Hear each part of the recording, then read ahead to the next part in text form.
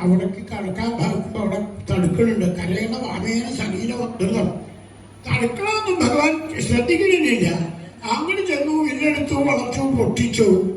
എന്താ കംസൻ നാളെ കംസവധാണ് എന്ന് സ്വകംസക്ഷപണസ്യ എന്ന് ലോകത്തെ അറിയിക്കണ പെരുമ്പറ കൊട്ടലാണോ ഒപ്പുണ്ടായ ശബ്ദം എന്ന് തോന്നിക്കും.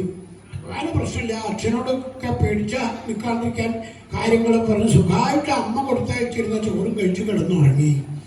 പ്രഭാതത്തില് കോലയാപീഠത്തിന്റെ മുമ്പിലാണ് മല്ലരംഗത്തേക്ക് എന്നും പറഞ്ഞ് ഭഗവാൻ ചെന്നത്. ഗോപുരത്തിന്റെ അവിടെ കടക്കാൻ ഇടമില്ലാതെ ആനയെ നിർത്തിയേക്കുക. ആനക്കാരാ മാറ്റ് ആനെ. അവര് ദേഷ്യപ്പെടുന്നു. ആനക്കാരാന്നൊക്കെ മുഖത്ത് നോക്കി വിളിക്കുമ്പോ ഭാഗവതത്തിലാണെങ്കിലോ പട്ടേരിപ്പാടിന്റെ നാരായണീയത്തിലാണെങ്കിലോ പാപിഷ്ഠാപേഹി മാർഗം എന്ന് പട്ടേരിപ്പാട് പരിഷ്കരിച്ചു. ഭാഗവത്തിൽ അമ്പഷ്ഠ മാറ്റി നിർത്തറ ആനയെ. അത് സംസ്കൃതത്തിൽ ആനക്കാരെന്നേ അർത്ഥമുള്ളൂ. പാപിഷ്ഠാന്നാകുമ്പോ കുറേ കൂടി അർത്ഥം ദുഷിച്ചു വന്നു. അവൻ ആനയെ ഭഗവാന്റെ തന്നെ വിട്ടപ്പോ ഭഗവാൻ സൗകര്യമായി.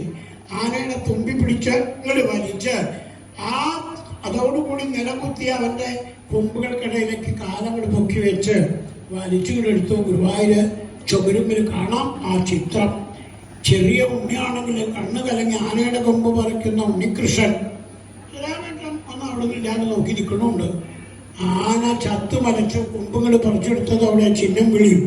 ആ കൊമ്പുകൊണ്ട് തന്നെ അവന്റെ തലമുണ്ടയ്ക്ക് മസ്തകത്തിലൊരടി കൊടുത്തു. 4 കാലും ആയി മുറിക്ക് കഴിഞ്ഞു. ആനയുടെ ശരീരം ഇവിടെ ഇങ്ങനെ കിടന്നാൽ വലിയ പ്രശ്നവും. ഉത്സവം കാണാൻ പറഞ്ഞ തിരക്കല്ലേ.